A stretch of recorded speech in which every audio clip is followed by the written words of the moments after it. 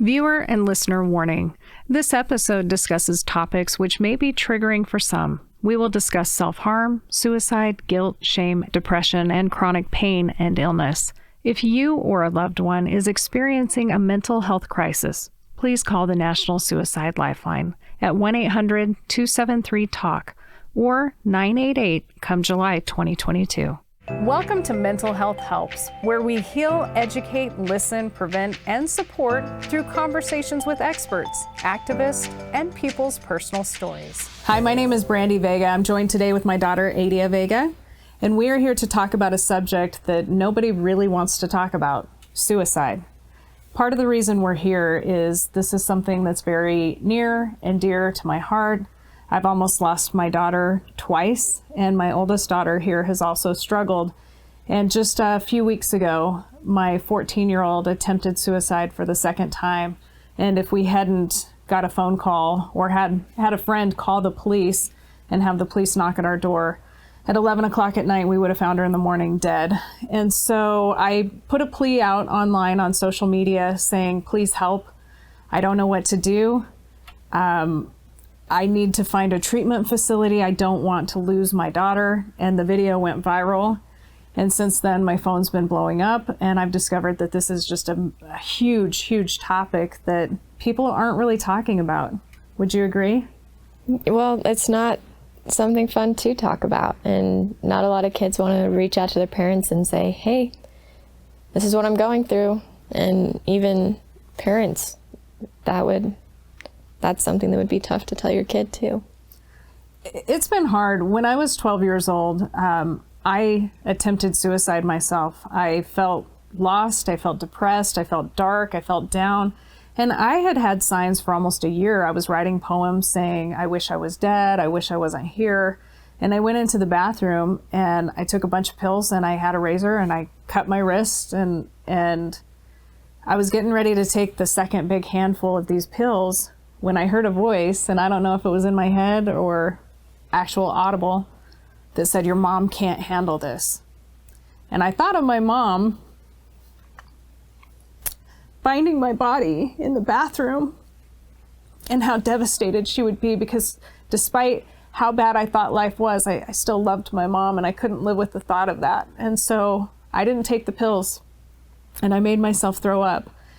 And it was something that I've been very passionate about my whole life, is suicide prevention. Suicide prevention. In fact, like 10 years ago, I was going with the Attorney General at the time in Utah, and we would go to some schools and talk about suicide prevention, the signs, the symptoms, the things to look for.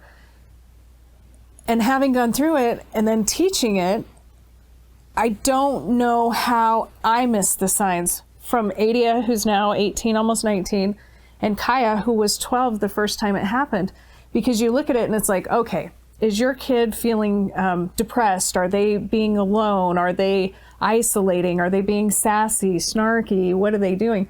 Well, yeah, she's 12 years old. It's puberty, and sometimes it's really hard to see what's puberty and what's like preteen and junior high and what's suicidal. And I had no idea that my 12-year-old was suicidal until I was at work. This is the first time, March 29th, 2019. 2019? Yeah. No, 20. Yeah. Yes. And I was at work and all of a sudden my phone was just blowing up and I'm like, what's going on?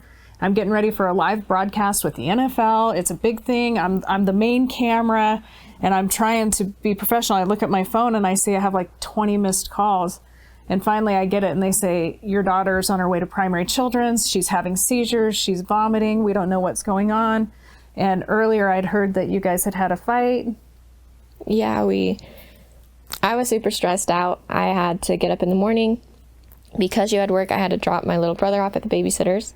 Then I had to take Kaya, and then I had to go to school, and I had work after school.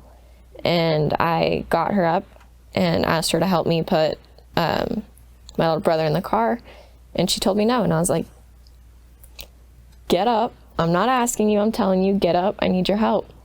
She said no, and I said some things that I shouldn't have said, and I slammed the door. And I was the main reason in her note. How did that make you feel?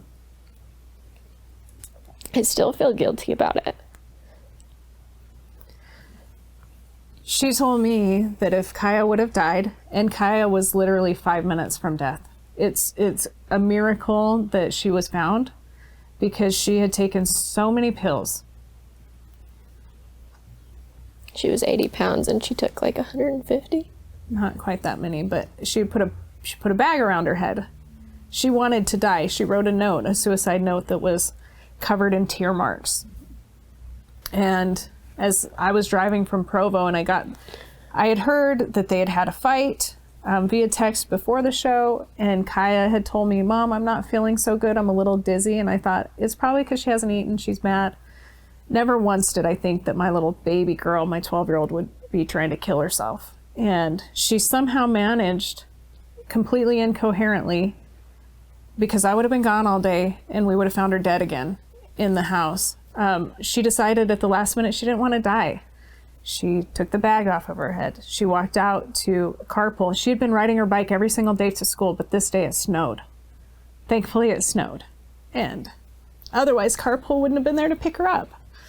And so she stumbled outside, got in the car, and as soon as she got in the car, she started having seizures and she started vomiting, and they didn't know what was wrong with her, and they called 911, and they got her to the hospital, and for 2 or 3 days, we didn't know if she was going to make it. We didn't know if she was going to come out of it, and if she did come out of it, how she was going to respond. And this was devastating, shocking, and everybody's trying to be nice, but I was so upset. And when she finally came to, she was so embarrassed. She was like, please don't ever tell anyone what I did. I don't want anyone to know what happened. And I was ashamed, because when somebody that you love, especially your child, but your spouse, your sibling, your parent, attempts suicide or commits suicide, you feel responsible and you feel like a failure and you feel like they don't love you enough. You didn't do enough. Maybe you pushed too hard. Maybe you didn't push enough. And you're sad, you're mad, humiliated. I felt everything. And then, we had said, we didn't know what was going on. Like, hey, please pray for Kaya. We're on our way to primaries. And so then everybody's like, how's your daughter? How's your daughter? And I wanted to be like, don't ask me. Shut up. Please leave me alone. Like, stop asking me these things, because you don't want to say my daughter just tried to kill herself. What was it like for you the first time? The first time with her, or my first time? The first time with her.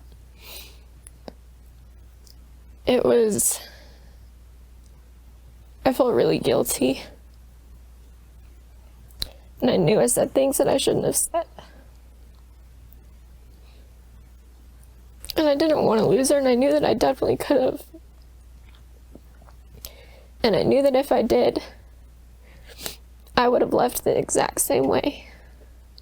That's what Adia told me. She said, Mom, if Kaya would have died, I would have killed myself. And I said, if I would have lost both of you guys, I don't know how I could ever survive.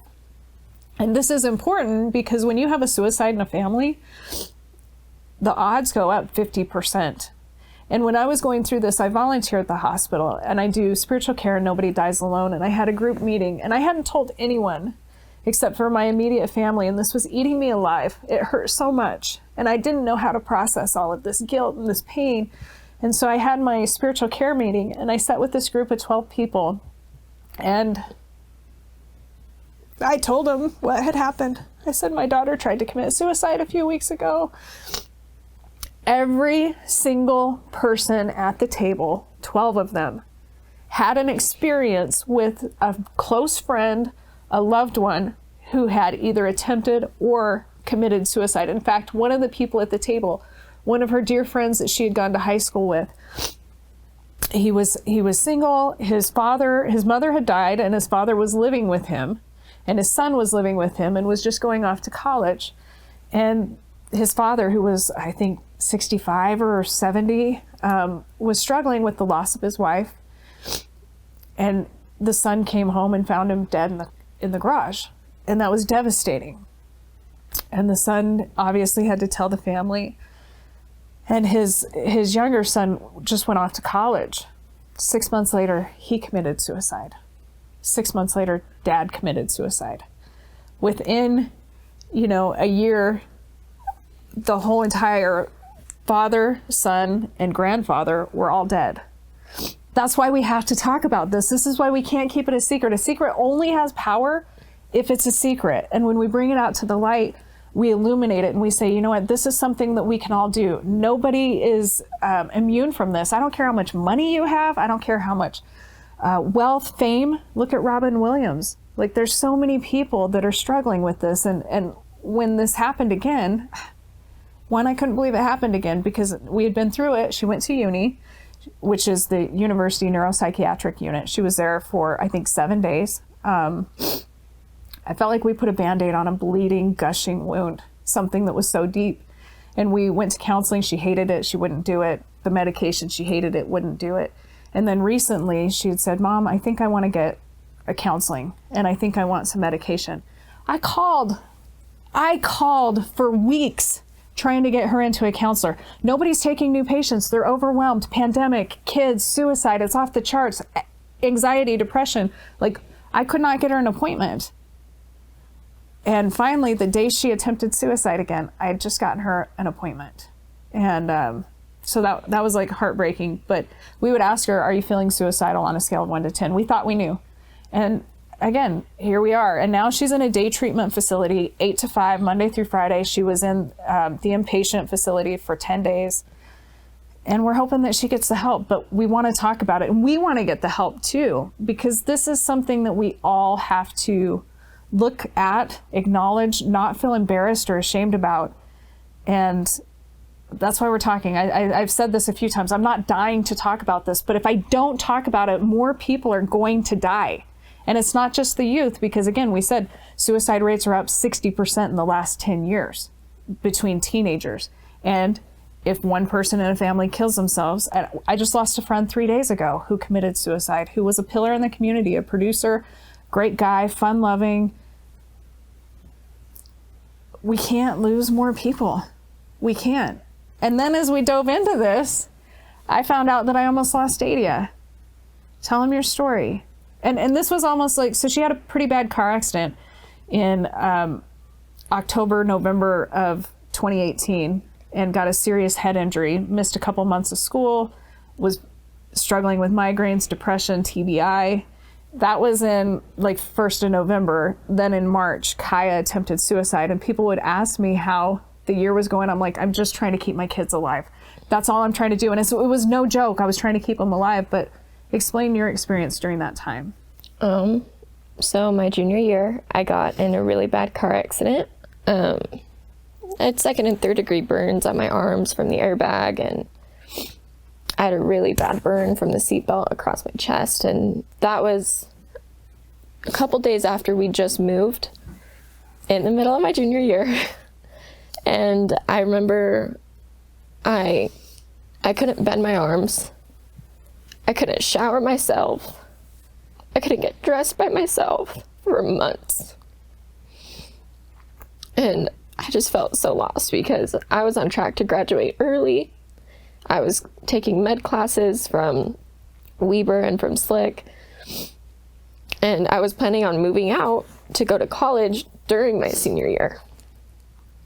And I ended up repeating my junior year and trying to keep up with my senior year.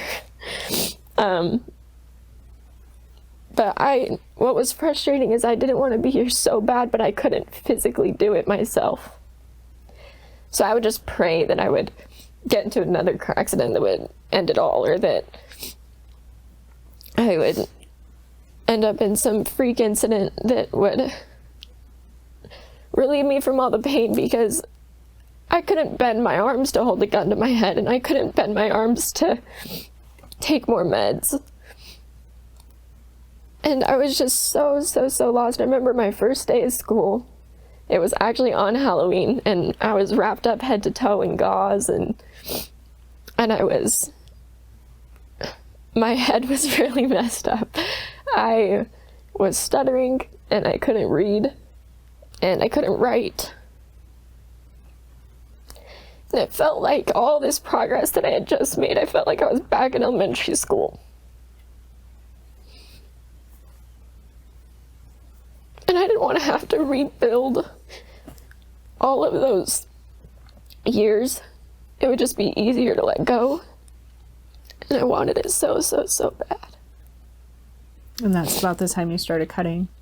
Yeah, I started harming myself. Once my scars all healed, it actually hurt more to cut on my old scar tissue, so that's what I would do. And I did that for 3 years. I've been 8 months clean. But anytime that I got too emotionally overwhelmed, I would cut the inside of my thighs or on my arm, and no one knew for a year. I wore long sleeves. I always had jackets on. None of my friends knew. None of my family knew. I think it's hard for us to understand because when you're hurting, the idea of hurting yourself doesn't make sense to the rational mind. It's like, why would you make yourself hurt even more? I don't understand it. When you're in so much emotional pain, the physical pain is the best distraction. So why didn't you come to me? That's not something I want to tell you. That's not something I want to go, hey, I've planned to kill myself 4 times and I've been cutting for 6 months. It's hard to hear because at that time I was more focused on Kaya and getting her well and figuring out that. But I remember there was one day in the car where normally Adia and I are close. I was a single mom with these guys for 10 years. So Adia and Kaya, we were just super close. And I could tell if she was depressed or struggling. It would be like, oh, let's just go shopping. Let's go eat. Let's spend time together. Let's cuddle. Let's watch a movie. Let's go for a hike. Like, I could always get her out of it. And the one day it was like 2 or 3 days she just was crying and crying, and finally I was like, let's go eat, let's go do this. And I asked her point blank in the car, because here's what you have to do, parents. You have to ask them, are you feeling suicidal? Are you harming yourself? Do you want to die? Are you okay? And I asked her, because she was still crying, and I was like, why can't I make you feel better? And she goes, I said, are you thinking of harming yourself? Are you going to be okay? And she said, I'm not going to be okay. And so I was like, all right, then I'm not just going to leave you, because I went through this. And so I got on the phone and I called Instacare and I said, I have a teenager who's suicidal right now. Can we come in? We don't see patients for that. Okay, what should I do? I called the primary care doctor. We don't see patients for that. They said, you need to go to behavioral health. And so I went, okay, I'll go to behavioral health. I looked it up. I drove to behavioral health. They said, we only see adults. You need to go to behavioral health for teens. We go to behavioral health for teens. They said, we don't take walk-ins. We only see them if they come diagnosed. You have to go to the emergency room.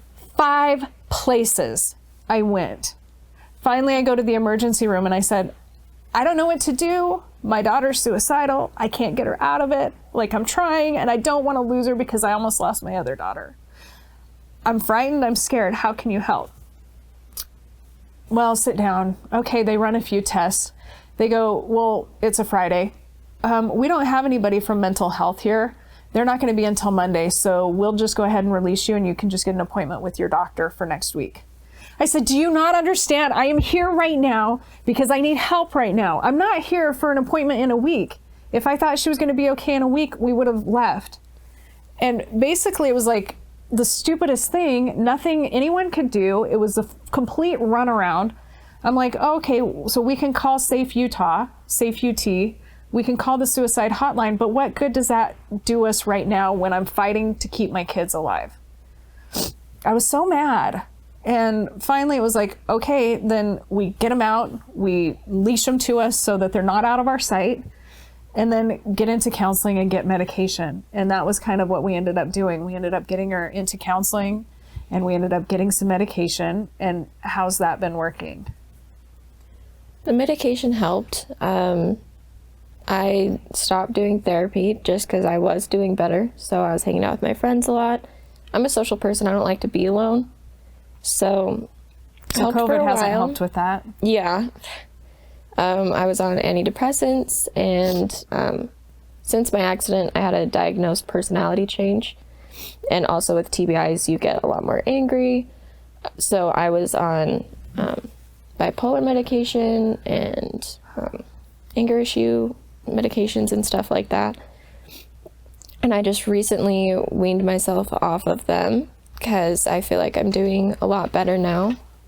But I wouldn't be afraid to take medication. It really helps because it's not just something emotional. Sometimes it's just a chemical imbalance in your brain. And my mom, I love my mom. She's the best. She's the sweetest person. But initially when I got medication, she goes, she had taken Zoloft a long time ago for depression. She said, don't get the girls on medication. I said, Mom, I got to do whatever I have to do to keep them alive. If it means medication, it means medication. And I'm willing to do that because I can't handle the thought of losing you. And so this has been a constant battle for my family for the last couple of years. And I still worry. Like, I worry about you when she's struggling or having a hard time. And I worry about you out there who's got kids. I was driving to Phoenix a couple weeks ago after I had come out with the story. In one night, 2 of my friends that I know personally, one son overdosed for the 6th time in a suicidal attempt. He's been in ICU for about, I think, 2 weeks. They just keep going through this process, and it's hard because nothing's working. And then my other friend had a 14-year-old daughter, and he said he noticed some of these things, and after he had watched the video and heard some of the stuff we said, he pulled his daughter aside and said, "Are you feeling suicidal?" And she said yes, and she had a plan. And he drove her to the ER that night, and she got admitted to an inpatient neuropsychiatric unit for up to a week. And he messaged me and said, "Thank you for doing this." And this is why we're talking. This is not, you need to know my dirt, but this is, you need to know your kids. You need to know your husband. You need to know your mom, your dad, your neighbor, your spouse. Reach out and ask them, are you okay? Like, if I ask you, are you feeling suicidal? That's a hard question, but you know what? It's pointed, and people will normally answer it honestly, right? Yeah, well, it's super directed. If someone's just like, "Hey, how are you doing?" You're like, "Oh, I'm good. How are you?" In reality, you cried all night long and you were screaming at God in your car. But if you have somebody that you love and they ask you really specifically, it's kind of hard to lie.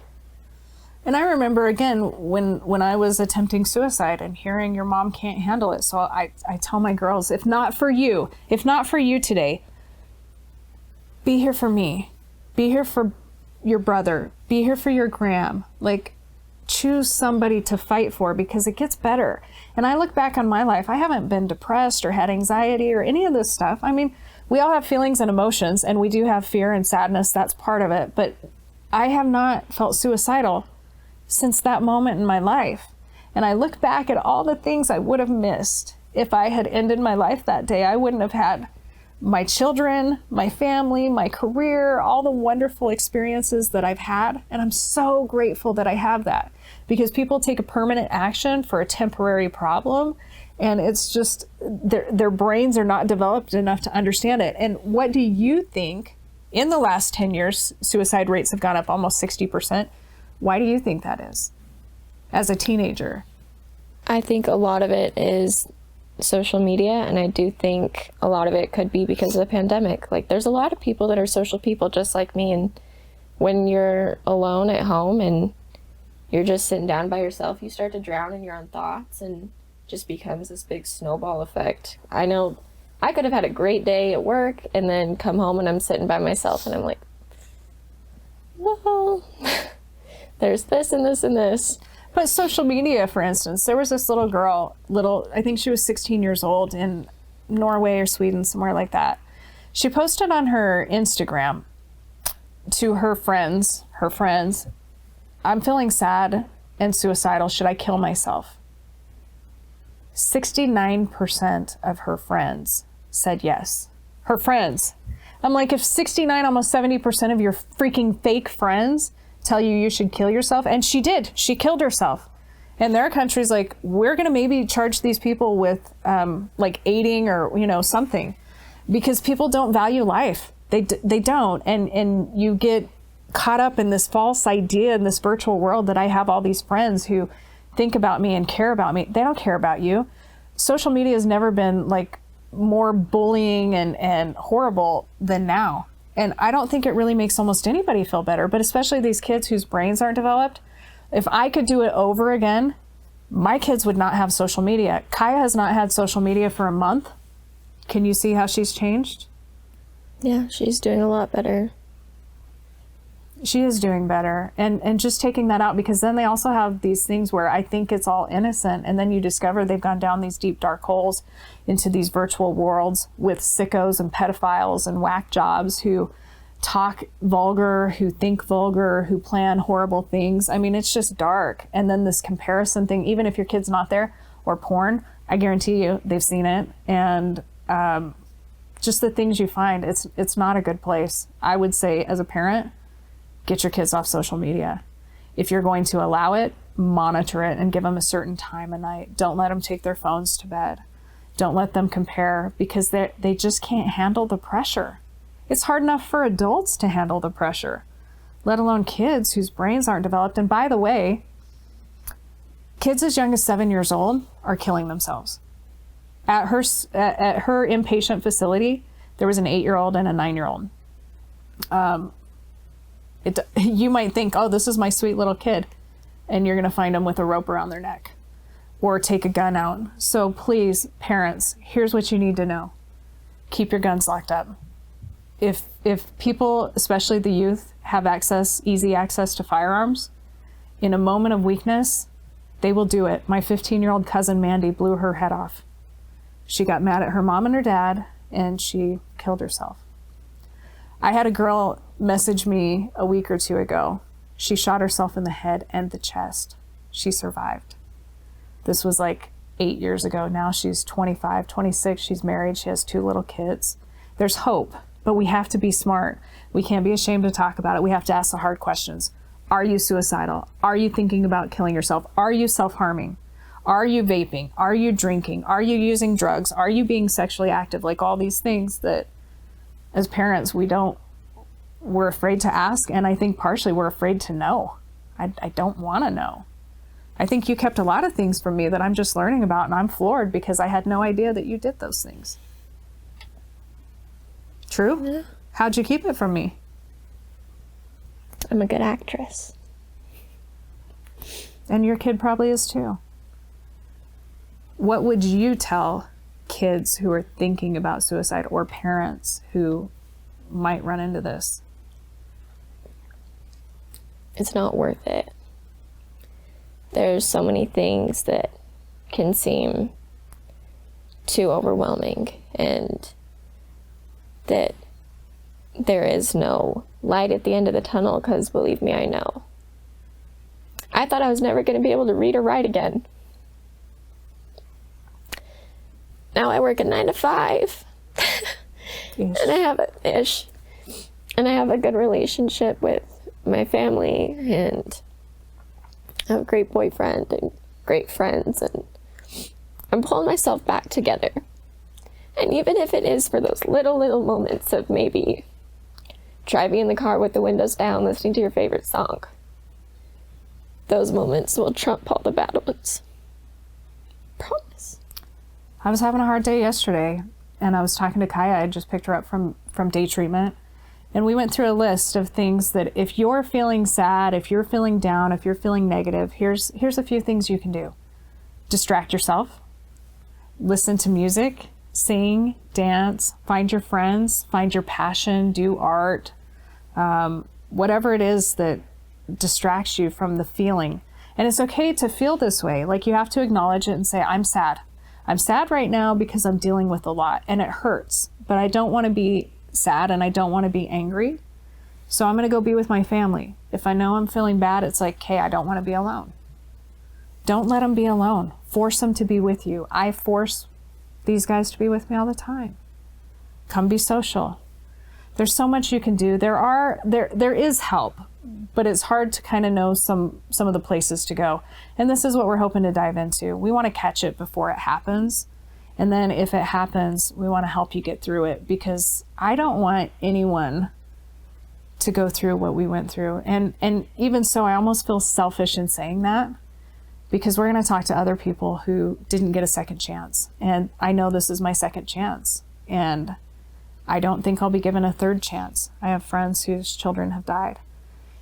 One of my friends I served in the Army with, his 15-year-old son, shortly after Kaya's thing, a couple months after her first attempted suicide, he hung himself and he died.